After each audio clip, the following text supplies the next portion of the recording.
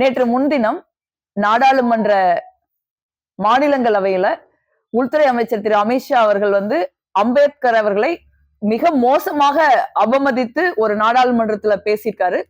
அதற்கு இந்தியா கூட்டணி காங்கிரஸ் கட்சி கடுமையான எதிர்ப்பு தெரிவித்தது.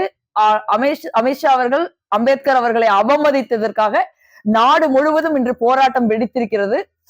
அந்த போராட்டத்தை ஒட்டிதான் நாங்க நேத்தும் நாடாளுமன்றத்துல அம்பேத்கரை அமித்ஷா அவர்கள் அவமதித்ததுக்காக அவர் மன்னிப்பு கேட்கணும் அப்படின்னு நாடாளுமன்றத்துல கடுமையான போராட்டத்தை நாங்க நடத்தினோம். நாங்க போராடுறதுனாலேயே நாடாளுமன்றத்தை ஒத்தி வச்சுட்டாங்க. அமித்ஷா இவ்வளவு பெரிய அவமதிப்பை செஞ்சதுக்கு அப்புறம் மன்னிப்பு கேட்கல. அதுக்கப்புறம் அதுக்கு ஒரு சப்பக்கட்டு கட்டுற மாதிரி பிரதமர் நரேந்திர மோடி அவர்கள் ஒரு பெரிய ஒரு லெட்டரை வெளியிட்டாரு. அவங்க உண்மையிலேயே ஒரு பதற்றம் அடைஞ்சிருக்காங்க. அமித்ஷா அம்பேத்கரை அவமதித்தது தவறு அப்படிங்கறத இந்தியா முழுக்க தெளிவா இன்னைக்கு சொல்றாங்க. பாஜகவுக்கு எதிரான அமித்ஷா அவர்களுக்கு எதிரான ஒரு மனநிலை இருக்கு. இதுதான் நாங்க போராடிடுறோம். இன்னைக்கு காலையில நாங்க நாடாளுமன்றத்துக்கு போய் அண்ணல் அம்பேத்கர் அவர்கள் சிலைக்கு முன்னாடி நாங்க ப்ரொடெஸ்ட் பண்ணிட்டு அமைதியா நாங்க ஒரே லைனா ஒருத்தருக்கு பின்னாடி ஒருத்தர் பேரணியா அமைதியான முறையில வந்தோம். பேரணியை பிரியங்கா காந்தி தான் முன்னாடி ஃபர்ஸ்ட் போனாங்க. பெண்கள் தான் பேரணியை முன்னாடி நடத்துறதுன்னு முடிவு பண்ணி பிரியங்கா காந்தி அவர்கள் போக நாங்க எல்லா பெண் எம்பிக்களும் அவர்களுக்கு பின்னாடி போனோம். எங்களுக்கு பெண் எம்பிக்களுக்கு அப்புறம் தான் தலைவர் ராகுல் காந்தி உட்பட ஆண் எம்பிக்கள் அனைவருமே அணிவகுத்து வந்தாங்க.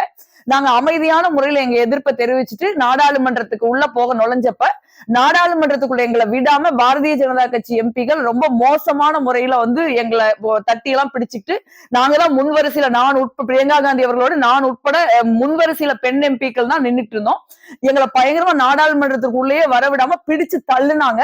அதுக்கப்புறம் எங்களால பேலன்ஸ் பண்ணி நிக்க முடியல. அங்க காங்கிரஸ் கட்சியின் தலைவர் மல்லிகார்ஜுன கார்கே அவர்கள் இருந்தாரு. அந்த தள்ளு முள்ள ஆக்சுவலி கீழே விழுந்தது மல்லிகார்ஜுன கார்கே அவர்கள் தான் கீழே உட்கார்ந்துட்டாங்க அந்த இடத்துல நிக்க முடியாம. அதுக்கப்புறம் அவருக்கு ஒரு சேர் கொண்டு போட்டு அவர் கீழே நழுவுனதுக்கு அப்புறம் நாங்க அங்க உட்கார வச்சோம். அதுக்கப்புறம் எங்களால நாடாளுமன்றத்துக்குள்ள நுழைய முடியாதனால நாங்க தரையில உட்கார்ந்து போராடினா எங்களுக்கு நேர் பக்கத்திலேயே பாஜக எம்பிக்கள் அனைவரும் தொடர்ச்சியா எங்களை படிமுழுக்க நின்னாங்க. நாங்க நாடாளுமன்றத்துக்குள்ள போக விடாம நாங்க தொடர்ந்து ஜெய் பீம் கோஷம் எழுப்பிட்டு இருந்தோம். அமித்ஷா மன்னிப்பு கேட்கணும் நாங்க கோஷம் போட்டுட்டு இருந்தோம். அதுக்கப்புறம் பெண் எம்பிக்கள் தான் முன்னாடி உட்கார்ந்து இருந்ததுனால ராகுல் காந்தி அவர்கள் எங்களுக்கு பக்கத்துல நின்னுட்டு இருந்தாரு. அவர் இருக்கிற இடத்துல ஒரு பிஜேபி எம்பி கூட கிடையாது. அந்த மாதிரி ஒரு சூழல்ல இன்னைக்கு ஒரு பொய்யான நாடகத்தை பாஜக அரங்கேற்றி ஒரு பாஜக எம்பிய பிடிச்சு தள்ளிட்டாரு அப்படின்னு ஒரு செட்டப் பண்றாங்க. இது அவங்களுக்கே ரொம்ப அசிங்கமா இருக்குன்னு நான் நினைக்கிறேன். ஒரு அரசியல்ல ஒரு நாடாளுமன்றத்திற்குள்ள இந்த மாதிரியான மலிவான நிகழ்வுகளை பாஜக அரங்கேற்றது ஒரு அதிர்ச்சியா இருக்குது எனக்குலாம். அம்பேத்கர் அவர்களை அவமதித்ததிலிருந்து பிரச்சனையை திசை திருப்பதற்காக தான் இந்த மாதிரி ஒரு நாடகத்தை பாஜக அரங்கேற்றாங்க. அங்க ராகுல் காந்தி அவர்கள் எங்க நின்றுட்டு இருந்தாங்கிற வீடியோ நான் உங்களுக்கு காட்டுறேன்.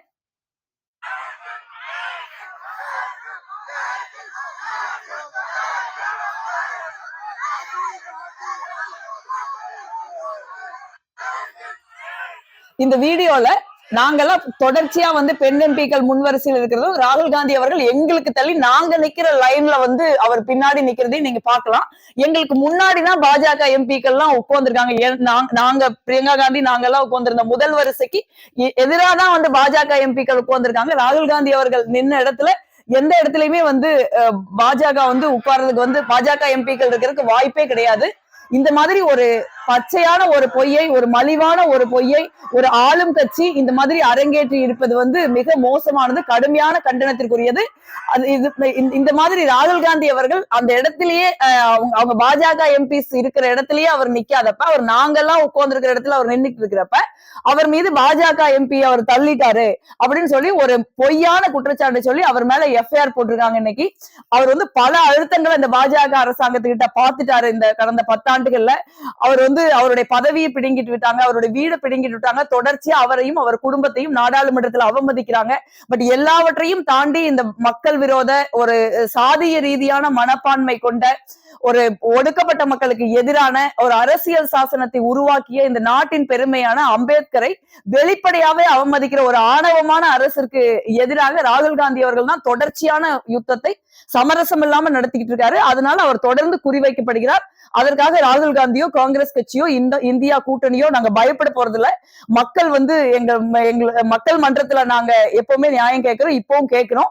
மிக நிச்சயமாக இந்த ஒரு அராஜக அரசியலுக்கு மக்கள் முடிவு கட்டுவார்கள். அதற்கு அச்சம் இல்லாம நாடாளுமன்றத்திற்குள்ளேயும் சரி நாடாளுமன்றத்திற்குள்ள வெளியும் சரி காங்கிரஸ் கட்சி இந்தியா கூட்டணி தலைவர் ராகுல் காந்தி அவர்கள் தலைமையில போராடும். காவல்துறை புகாரை தாண்டி பார்லிமெண்ட்லயும் நோட்டீஸ் கொடுத்துருக்காங்க, மாதிரி எல்லாம் கொண்டு வரலாம் அப்படின்னு சொல்லி பிளான் பண்ணிருக்காங்க. நிறைய பேர் கொடுத்துக்கிட்டு இருக்காங்க, புகார் அளிச்சிட்டு இருக்காங்க. நாடாளுமன்றத்துக்குள்ள அவர் ஏதோ சஸ்பெண்ட் பண்றது அந்த மாதிரியான எப்படி பண்ண முடியும்? நாங்க தான் புகார் கொடுத்திருக்கோம் நாடாளுமன்றத்துல. இப்ப நாங்க வந்து அம்பேத்கர் சிலை வந்து நாடாளுமன்ற கேட்ல இருந்து ரொம்ப தள்ளி இருக்கு. அப்ப வந்து அந்த இடத்துல இருந்து நாங்க பேரணியா வந்து நாங்க ஒரு 10 நிமிஷம் நடந்து வந்து நாங்க நாடாளுமன்றத்துக்கு உள்ள போக போறோம். நாடாளுமன்றத்திற்கு உள்ள போற எங்களை தடுக்கிறதுக்கு பாஜக எம்பிக்களுக்கு என்ன உரிமை இருக்கு? எங்களை மக்கள் ஓட்டு போட்டு அனுப்பிச்சிருக்காங்க. நாங்கள் எங்களுடைய புரொட்டஸ்ட அமித்ஷா வந்து அண்ணல் அம்பேத்கர் அவர்களை அவமதித்ததுக்கு எதிரான ஒரு புரொட்டஸ்ட நாங்க நாடாளுமன்றத்துல நடத்திட்டு நாங்க நாடாளுமன்றத்துக்கு உள்ள போறோம். எங்க போக விடாம தடுத்து கடைசியில சைடுல ஒரு வேலை தான் நாங்க போனோம். அந்த வழக்கமா நாங்க போற நாடாளுமன்ற பாதை வழியா நாங்க போக முடியாம அதுக்கப்புறம் சிஎஸ்ஐஎஃப் ரொம்ப லேட்டா தான் வந்தாங்க. அவங்க அந்த இடத்துல அவங்க சிஎஸ்ஐஎஃப் வந்து எங்களை கூட்டிக்கிட்டு போய் நாங்க மேலேயும் ப்ரொடெஸ்ட் பண்ணோம். ப்ரொடெஸ்ட் பண்ணிட்டு தான் நாங்க உள்ள போறோம். இப்ப ஏதாவது வந்து யார் மேலேயாவது நடவடிக்கை எடுக்கணும் அப்படின்னா பாஜக எம்பிக்கள் மீதுதான் வந்து நடவடிக்கை எடுக்கணும். இப்ப மல்லிகார்ஜுன கார்கே அவர்கள் கீழே அப்படி பிடிச்சு அந்த பிரஷர்ல வந்து அவர் தள்ளுறாங்க அப்படியே. சோ அந்த மாதிரி ஒரு நிலைமைக்கு நாங்க தான் புகார் கொடுக்கணும். நாங்க வந்து எங்களுக்கு நடந்த அநீதியை விட அம்பேத்கருக்கு நடந்த அநீதிக்கு எதிராக போராடணும்னு நாங்க நினைச்சதுனாலதான் நாங்க அந்த போராட்டத்துல இருந்து நாங்க பின்வாங்கல. மத்திய அமைச்சர்கள் பலரும் இப்ப அந்த அடிபட்ட எம்பி நேர்ல போய் ஹாஸ்பிட்டல்ல பாக்குறாங்க, டாக்டர்ஸ் விசிட் அப்படின்றது நிறைய சீனியர். அந்த எம்பிக்கு என்ன பிரச்சனைன்னு வேணும்ல, அந்த எம்பி பாஜகவே தள்ளி விட்டாங்கன்னு அர்த்தம். இல்லைன்னா ஒண்ணு அந்த எம்பிக்கு 2 வாய்ப்பு தான் இருக்க முடியும். ஒண்ணு அந்த எம்பி வந்து அந்த எம்பிக்கு எதுவுமே நடக்கல, ஏன்னா நாங்க எல்லாம் ப்ரொடெஸ்ட்ல அங்கதானே இருந்தோம், அப்பவே சொல்ல வேண்டியதானே.